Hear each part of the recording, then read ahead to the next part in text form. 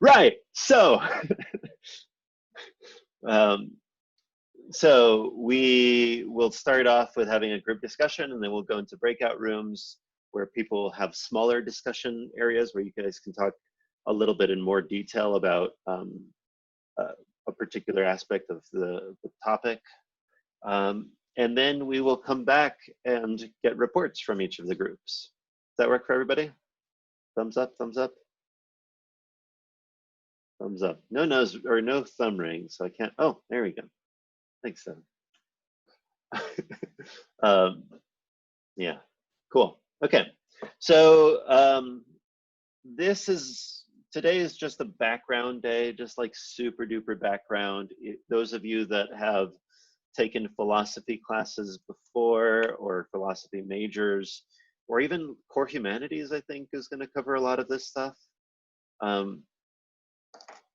So by show of hands of all of you video participants, oh, I guess you could also raise your hand with your name on the other side.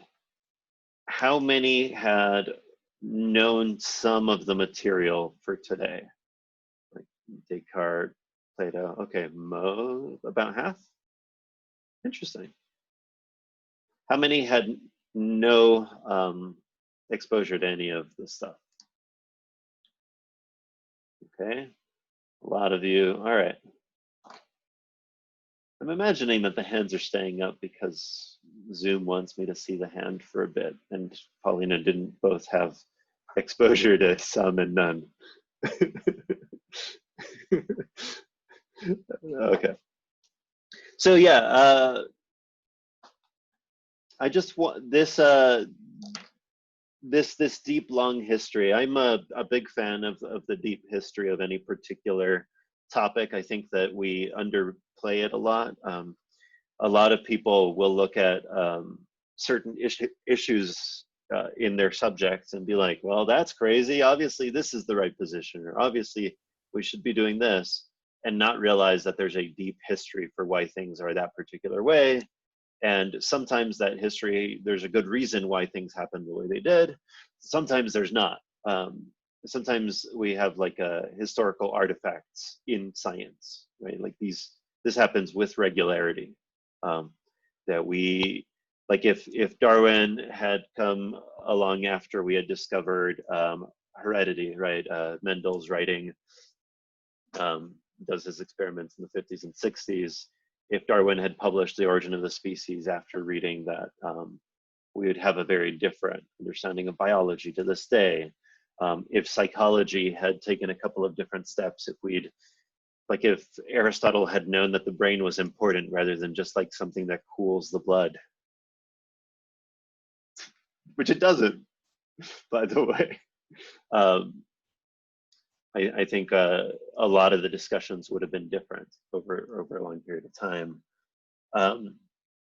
We would have known what to start to investigate, right?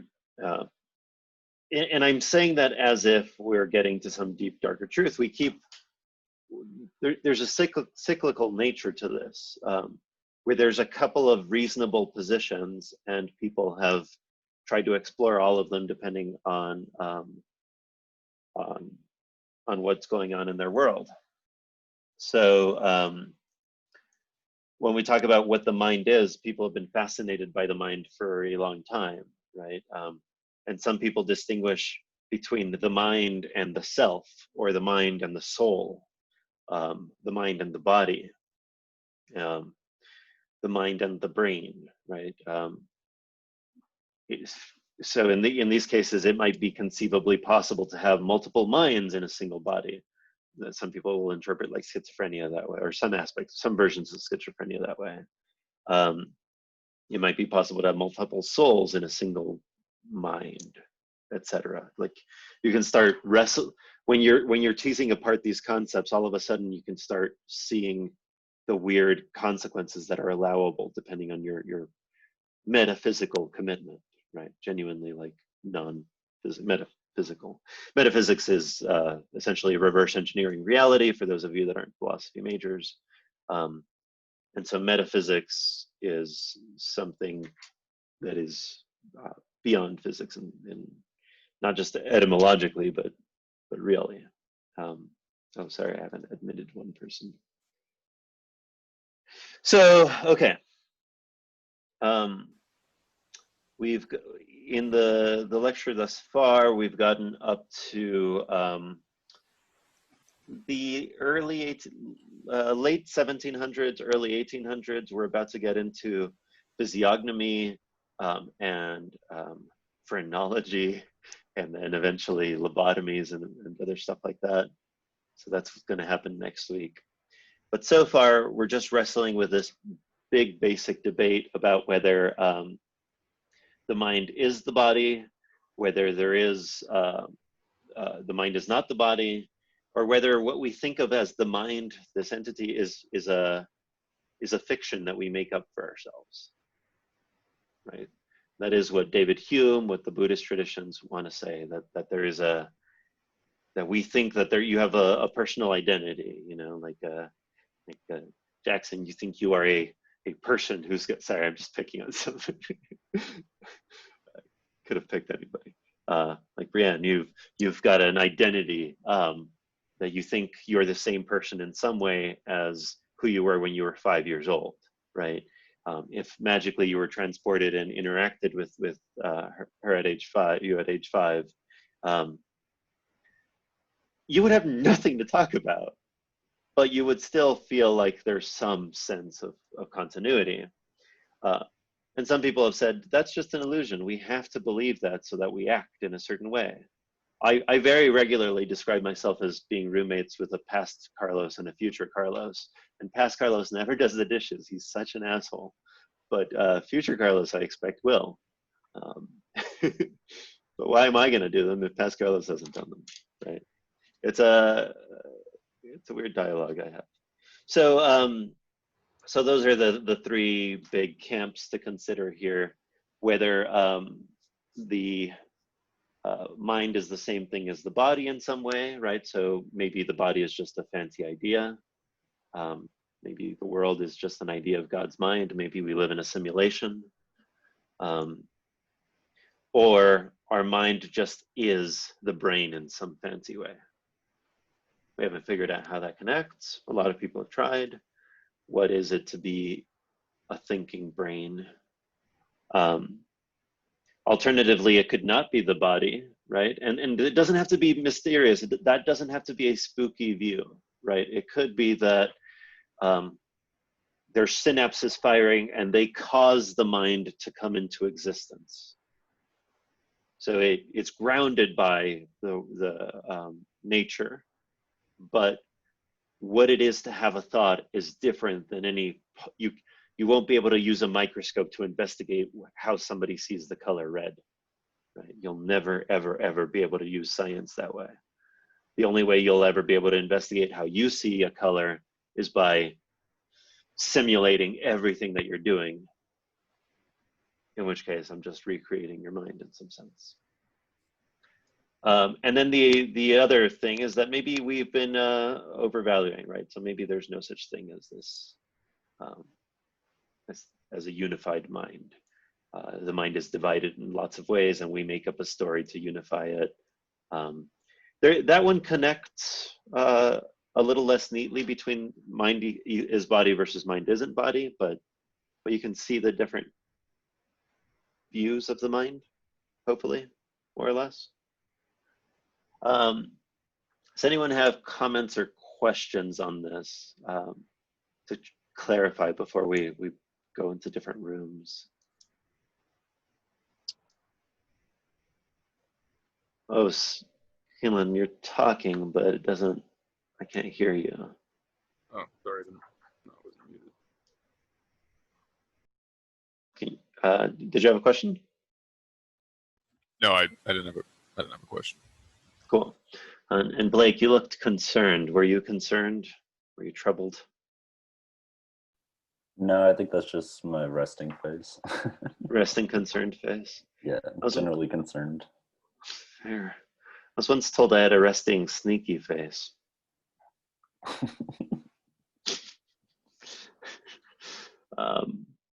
Any other thoughts? Okay. I'm going to have you all randomly assigned to develop and defend a position about why the mind either is just the body, like we're like being overly fancy here, why it has to be a different kind of thing than the body, or whether we're just making a big mistake even having this discussion. Cool? Yeah? You guys ready? All right, let me just every fourth. No, that's gonna link you guys alphabetically, but whatever. So there's, let's see, 1, 2, 3, 4, 5.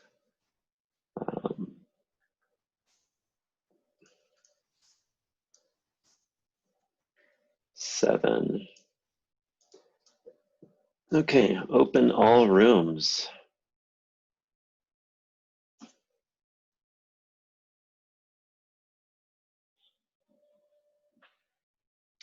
I just send all the students to rooms.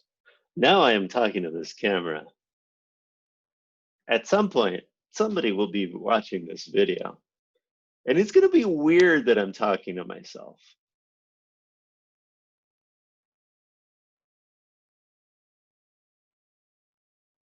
Should I go check in on the rooms?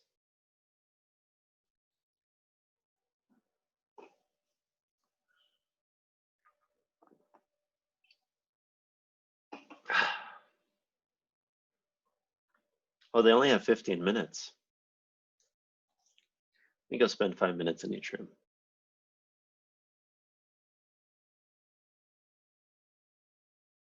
Forgot about it. Is that what our room's called? The mind? Ask him. No mind. Carlos. Hello.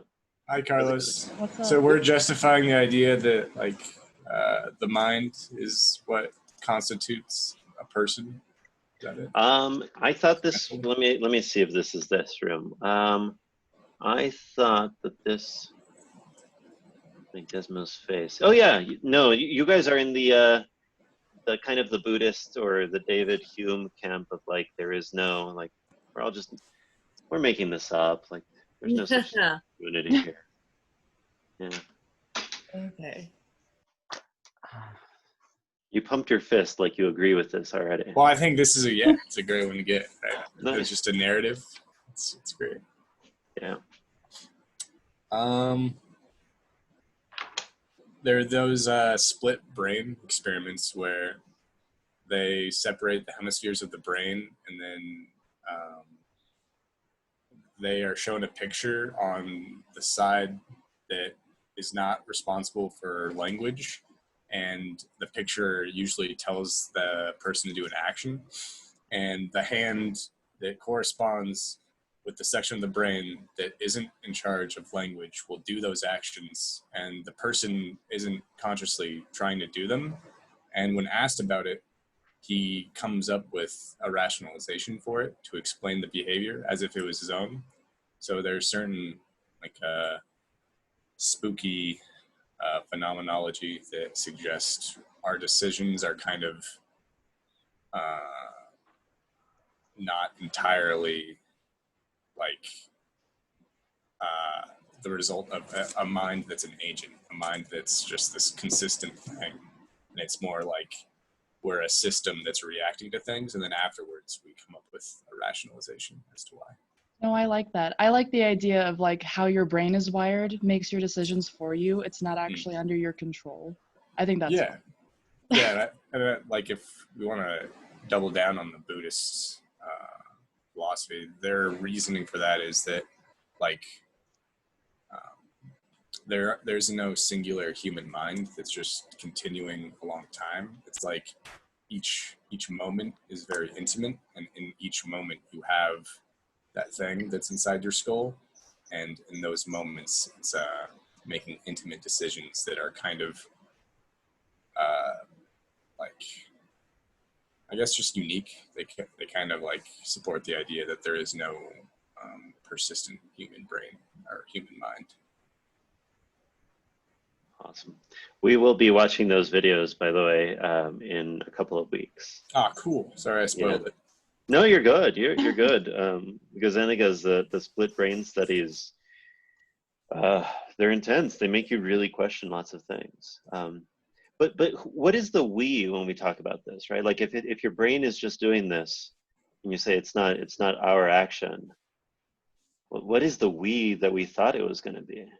Well, I guess we could get into Descartes' whole thing of like we're in a dream, and like technically it's not our dream, it's God's dream, or God's dream. Like we get in that whole dimensional break, and what his like whole comparison too comes down to is that the body's a machine and the brain is remote controlled by somebody else. So I guess that's another thing where that kind of falls into, is like who's the we controlling us that no one's answered yet. Yeah. True. Well, we don't even live in real time. Like our brain is creating, like putting all of the pieces together, but it's like almost like lagging. So even though we think we exist in real time, we don't. I feel like I heard that somewhere. I mean, but that's the reason your brain is so close to all of the major sense organs, right? Yeah. Like it wants to shorten the lag time as much as Yeah, possible. but it's still there.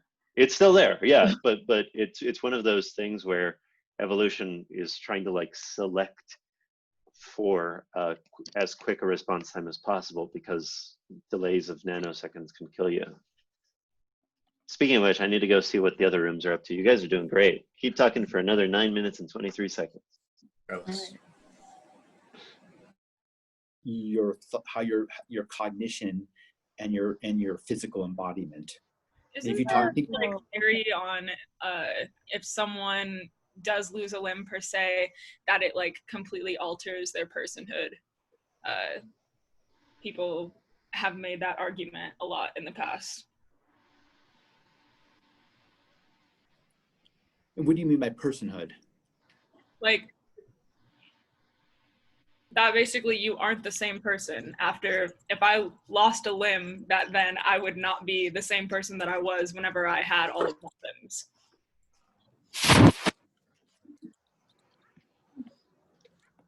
No. Yeah, this is one of those things where it raises these questions about what it is to be yourself, right? Like, I know a lot of people that used to be pro athletes that stop doing that and have a fundamental crisis, right, of personal identity. Actually, I know more people that used to be super smart when they were like in high school that went to grad school and stopped being the smartest person in the room, and that's another one of those crises. Wouldn't Yeah. that be like functionalist when you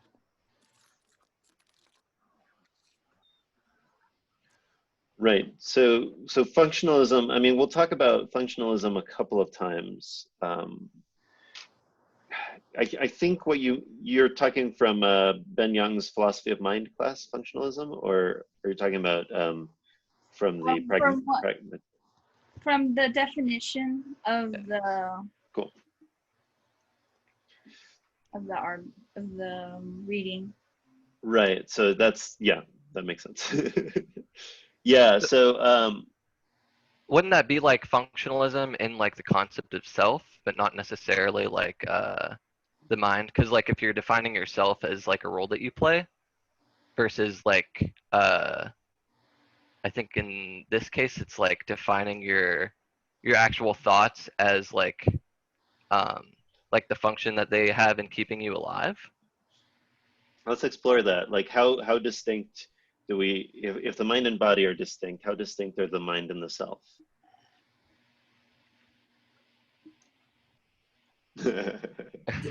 It's so hard to buy the mind-body dualism. Is it? Yeah. The substance dualism. It's just very difficult because it just seems like you are embodied. Your mind is embodied because it's just, I mean, how you perceive the world forms your neural connections, and how you perceive the world is how you perceive the world. There are things that we cannot think of because they're outside our realm of our realm of perception. We can like maybe make models that that like do like how black holes behave, but we can't functionally think about it. We can think of it in terms of the models. Like, so does that make sense? And if mind was separate, then we'd have some kind of like disconnection. There might be things we can understand that we can't, as embodied things, understand that would be totally separate from our embodiment. I know like the idea of God and things like that, but might be an idea of that. But again, we don't think of God. We still think of God often in like human terms. I mean, except for like negative mysticism that define God by negation, which is it's like the scholastic tradition, but that was based on like that's what led to the Descartes and everything to write as he did. I think the initial point you're making is good, and it foreshadows where we're going to go at the end of the semester. Right now, I'm trying to convince you guys that the mind and body are completely distinct, because that's what the first couple of arguments in the next couple of weeks are pushing, right? Like the mind is just whatever happens to function in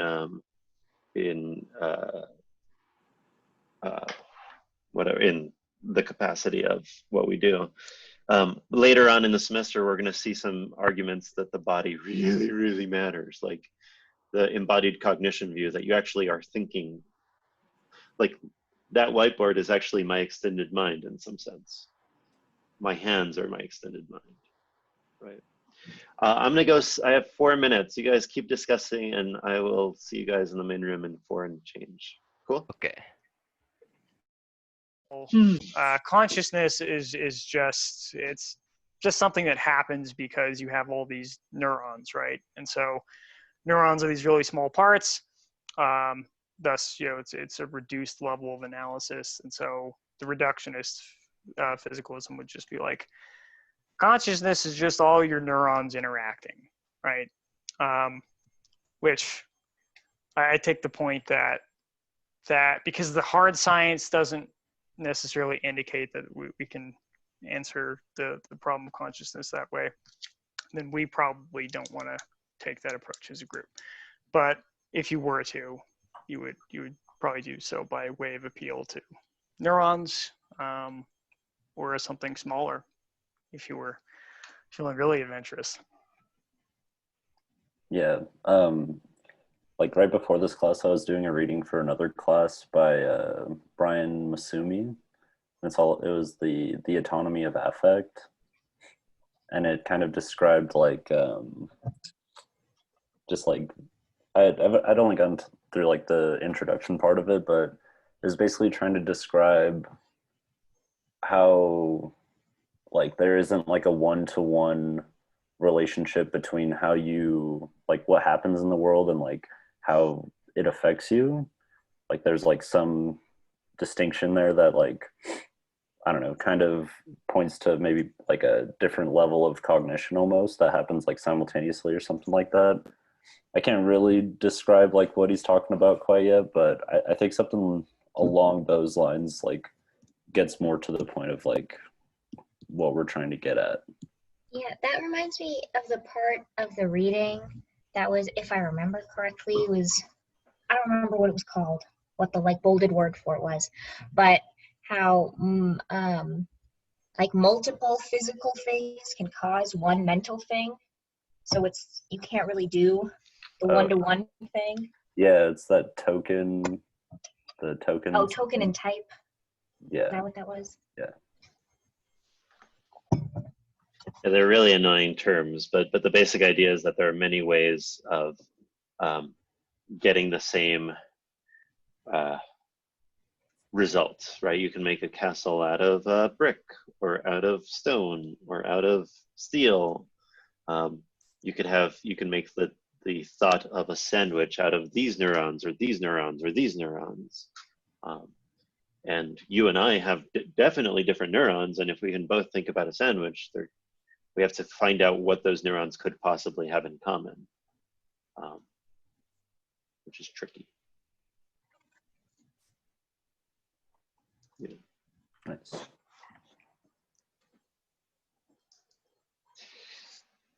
It is one of those, in the 1950s when people were arguing about this, a lot of people thought that we would eventually come up with like a type identity, like what it is to be in pain is, and this is a science that was outdated even when it was published, but pain just is C fibers firing. That's just what it is. Anybody that has that is in pain. And they thought that we would, which it's not true, by the way. Do not believe that. It's just a bad example. But people, they thought that we would be able to do that for everything. And I have a thought of Jennifer Aniston.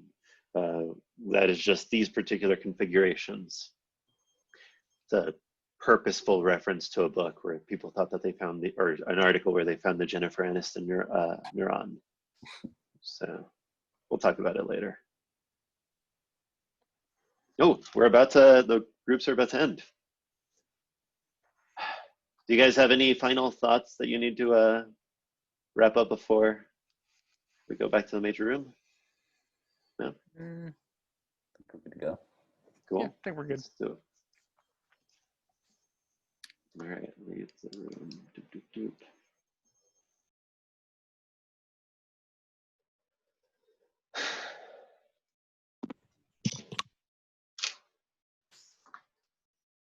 This is the main session. We've lost so many participants. Are they all in the rooms? Oh, there's a bunch of people in the rooms. Oh, that makes sense. Huh. The mind is not the body room, has most of their participants still in it. How's everybody?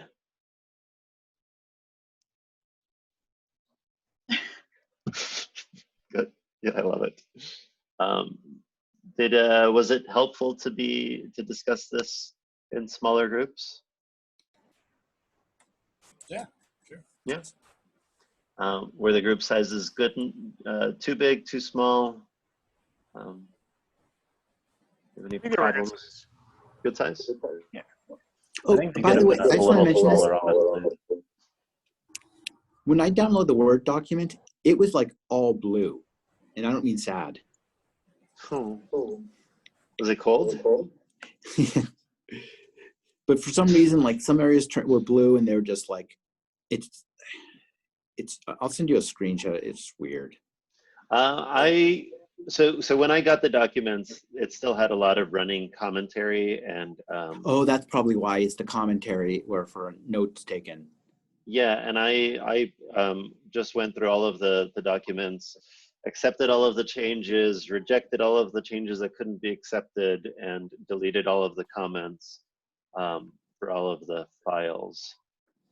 So it's yeah, I'll go back over and make sure that I didn't forget anything major. By the way, how was the reading? Was it accessible? Good? Yeah. On a scale of 1 to 10? I'd say it was like a solid 9. I wish I had it in a previous semester for philosophy of mind because it consolidates like all the information in vocab. Yeah, it's a good one. Awesome. Good. That is a great endorsement. And I had Cool. technical issues with it that made it more difficult than it should have been, or impossible. Oh. Okay. Let's get some general group summaries to see what you guys discussed, and then we'll talk after everybody gives their general group summary. We'll tie it all back together. So the most recent group I was in, that had to argue that the mind was in some sense equivalent to the body. What did you guys talk about? We talked about the mind being just something the body does. So sort of like a convergence of a bunch of aspects of body almost. And we also considered like reductionism versus non-reductionism or physicalism. We kind of landed on the idea that at least for now, modern or more modern science could change this, but for now, non-reductionism makes more sense, because if you're taking a super reductionistic approach and you're trying to answer like where does consciousness come from, and you pin it to like individual neurons, you're going to have a really hard time.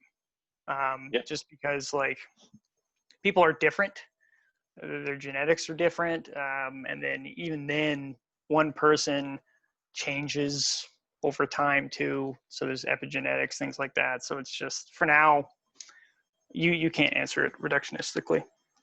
So Right. yeah.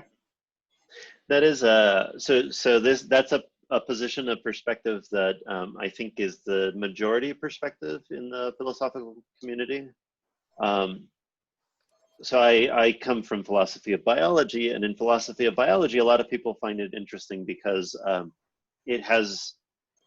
you can approach all of the problems in philosophy of mind and philosophy of cognitive science without having to worry about the spooky stuff that's going on in people's minds, right? Without phenomenology and all of that. And yet even then, reductionism faces serious problems, right? So you can get to the level of genes and talk about like, well, can your genes explain everything? Actually, like in a lot of cases, the genes only explain certain things in concert with either other genes or their expression or their environment, or right, like you actually need to build up a bigger story to make sense of the gene. And I think that happens in all of the sciences. So reductionism has a really tough time ahead of it. I think the reason people are still motivated by it is because when you do successfully add an explanation to something with like a level of detail that you get at a lower level science, people feel very impressed. It's very cool for them. So yeah, nice. Okay, so that was mind is body. So you guys basically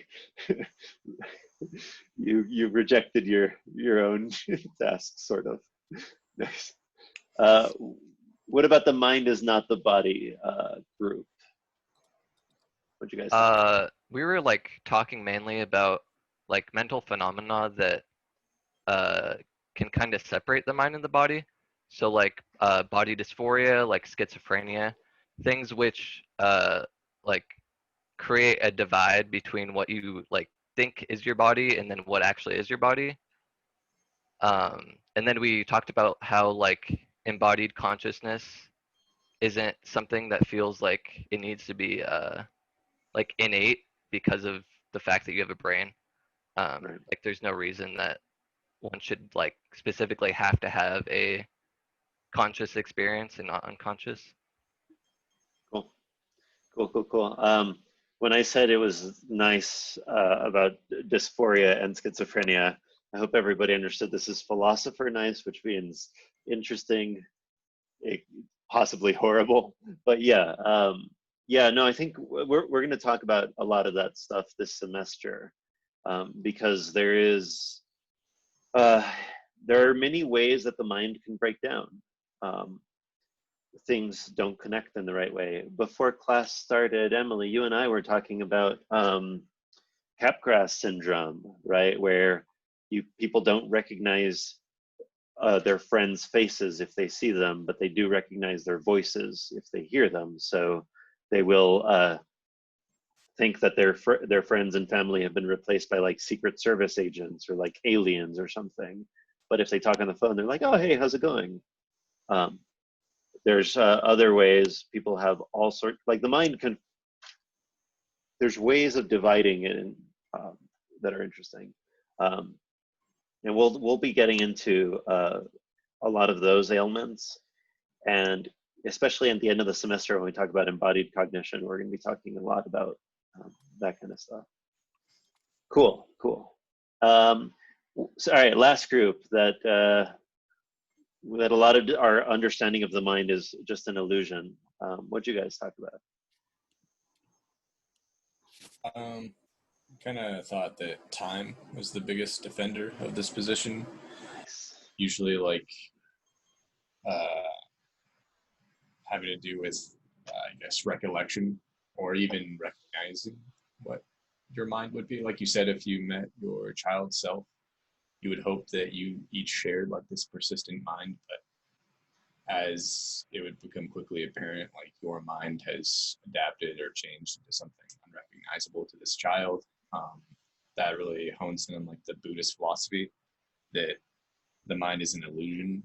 Hume thinks it's a narrative, and the idea is that as you really focus or become like experientially aware of time, you notice the like intimacy of each moment and how like nothing's permanent, and that has to apply to your mind as well. So if there's no like consistent thing that is your mind, then it doesn't actually exist. It's an illusion.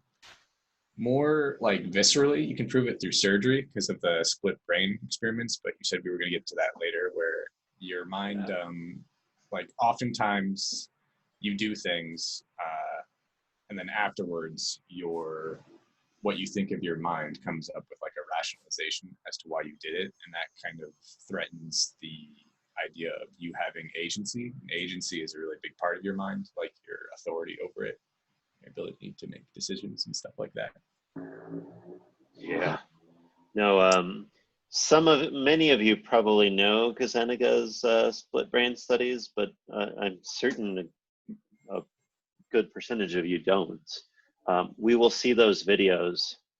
These are people that for whatever reason, typically it's because they suffered lots of seizures. They had to have a brain surgery, severing the corpus callosum, which is the thing that connects the left and right hemispheres of your brain. A seizure is just like too much brain activity, which is why whenever I see any of those movies that say, you only use 10% of your brain, what if you used 100%? That would be a grand mal seizure. It would be really bad. It would be a very different plot to the movie Lucy. Don't ever use 100% of your brain at the same time. That's terrible. Where was I? Okay, so a lot of these patients have these storms that start, and as it bounces around the brain, they start getting too much activity, and they have seizures with some regularity, and seizures can cause brain damage and body damage that can be really, really bad for you. So the way, one of the ways we've found to stop these is to sever the corpus callosum, to just stop the path from left brain to right brain. The interesting thing about this is that they live, like after this, these patients can live a completely normal life. You would never be able to tell them apart from regular people, except for in really particular clinical settings, right? So like if I ask you to draw a square, that's actually not a square and a circle with each hand, you could probably do it one at a time, but you would fail if you try to do them both at the same time, right? Most of you would fail because you are not our former President Taft, who could apparently do that. But split brain patients can totally do it, like right away, easily. And then there's set scenarios where you will like flash image. They're staring at a dot on the screen. You flash something on the left side and flash something on the right side. For example, like toad and then stool, and you ask them to draw, and they'll start drawing one or the other. Yes, Asher. Are they the same ones who can actually write something and not know what they're writing simultaneously? Yes. Yeah, so if you flash something to the the left visual field, they will start writing something, like it says maybe like draw a fish.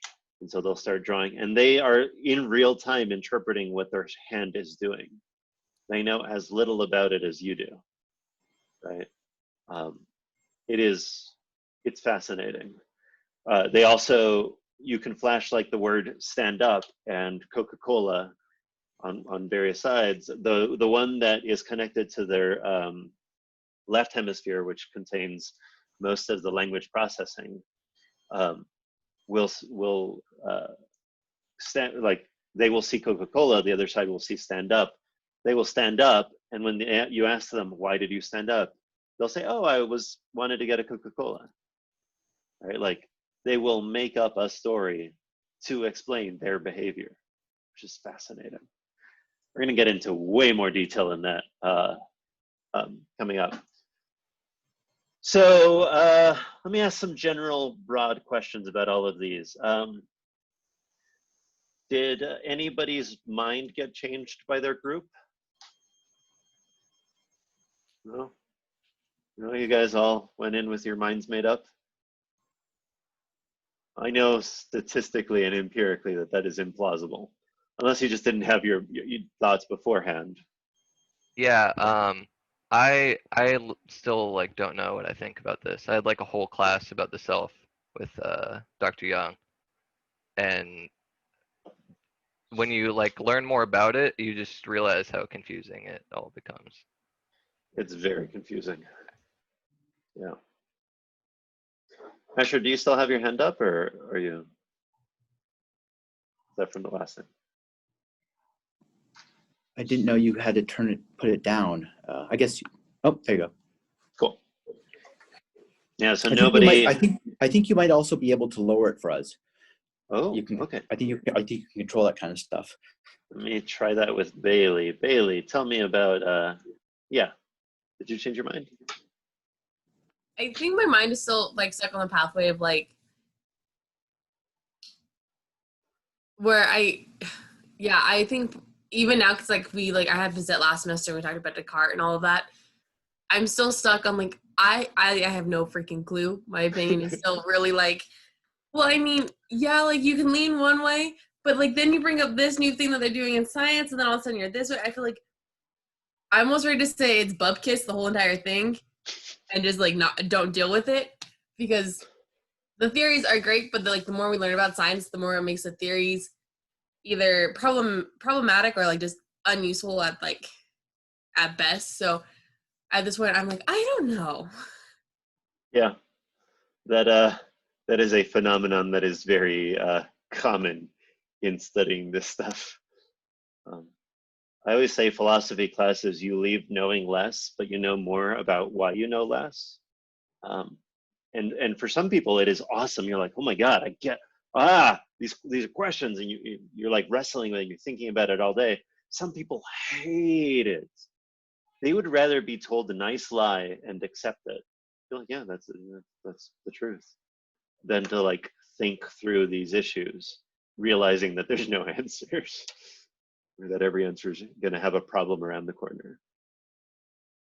Okay. Nobody else? Did anybody find better arguments for what they already believed?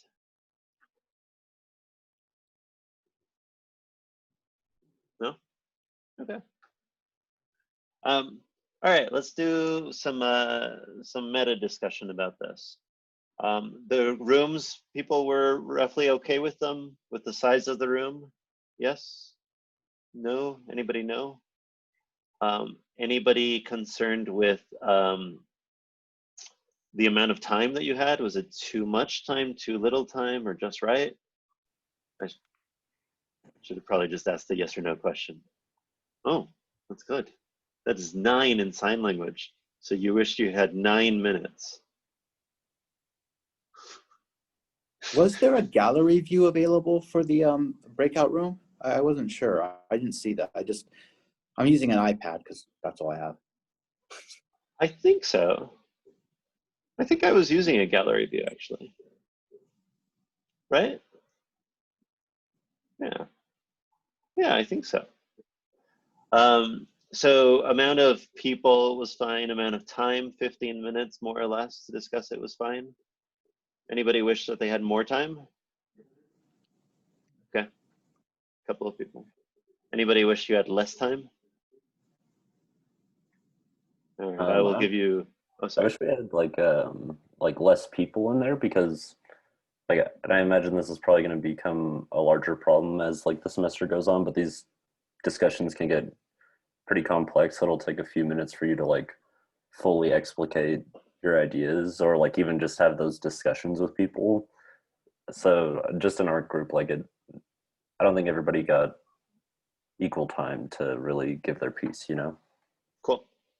Okay, so maybe next week I'll try 4 groups, which should bring the number of participants down by 2.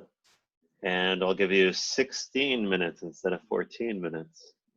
Also, is there a way to like take notes while in a room or something like that we can share? So if we want to create a list or something, I'm not sure. Oh, maybe we could do a. Okay, Emily. Cool. A couple of people want more time. Maybe we could do a shared Google Doc where each page is, where we have like multiple pages and each group has one page where they're working on. That way you can like cheat to see what the other group is writing. Yeah, we'll try that next week. Nice. I'm excited. This is fun. Oh, I'm having fun. All right. I should probably be giving you guys final thoughts, but first let me ask if anybody else has any final thoughts on any of the stuff that we discussed. Either the reading or the lecture or the breakout rooms or the discussion, any of that. Will every lecture have a video and quiz with it? Yes. Yes. Every lecture. There are some readings that I'm still hoping to get in time. Particularly the artificial intelligence reading is not yet ready, and that's frustrating. So some of the readings might not exist, and it'll just be the lecture for that week. Like I'm not sad to be losing the introduction reading, right? Like that's fine. Who cares? I can introduce things, but some of the other stuff. And every week we'll have 2 lectures, 2 lecture topics anyway. Are there transcripts available for the videos? Yeah, YouTube automatically transcribes, and I'm sending them to the ADA. We have a people that transcribe on campus to clear up the YouTube whatever transcript. I don't know how quickly they will be able to get to that though. Yes, so let's see. That will be up in the next day or so, Paulina. So I will upload all of next week's stuff in the next day. What was I was going to look at the poll that had a whopping 23 last I checked. 23 still votes. So 52%, a clear majority, want to meet every Wednesday. So let's meet again next Wednesday to discuss all of the stuff for next week. And if anybody wants, in their spare time to chat with me about anything, feel free to make an appointment, and I will be there. We good? Wait, I have a question. Yeah, Lauren. So wait, we have a quiz every week, right? You have at least one quiz, and I'm hoping. By the way, actually, let me ask a question before I answer that. Were the quiz, and the people that have done the quiz, even though I think the deadline's not until the end of the module, in a couple of weeks, the people that have done it, were the questions too hard, too easy? Were they fine? Thumbs up if they were fine. I think Cool. they were fine. Okay. Yeah, I'm not trying to trip you guys up. I'm just trying to make sure that you've like perused it, and you have a couple of you can like peruse the document as you answer the quiz. So it should not be that tough. I just want to make sure that everybody opens the document and knows what it says, and hopefully you've learned some stuff. So Lauren, let's see. You asked the question about whether there was a quiz every week. Is that right? Yeah. I was just checking to make sure, like, we have a quiz this week, and then like every week after that, like it's due at the end of the week or at the end of the. No, module? it's gonna be due at the end of the module. So I'm hoping. I was before the semester started, and I was still an optimistic person. I was hoping to upload each module all at once, so that people could do all of the quizzes all at once if they wanted to. I'm still hoping to upload as much of this module as possible in the next couple of weeks, or as soon as possible, and then try to like stay a module ahead of you guys. But I change the books, and I have to do 20 plus new readings, and I have to do record like 20 something lectures, and I have to and make sure everything fits the narrative nicely. So it's been an issue. That's right. Okay, so are we good? Week 1 done? Feeling good about this? Awesome. Great seeing you guys. Have a great weekend. And look forward to seeing you in 1 calendar week. Sweet.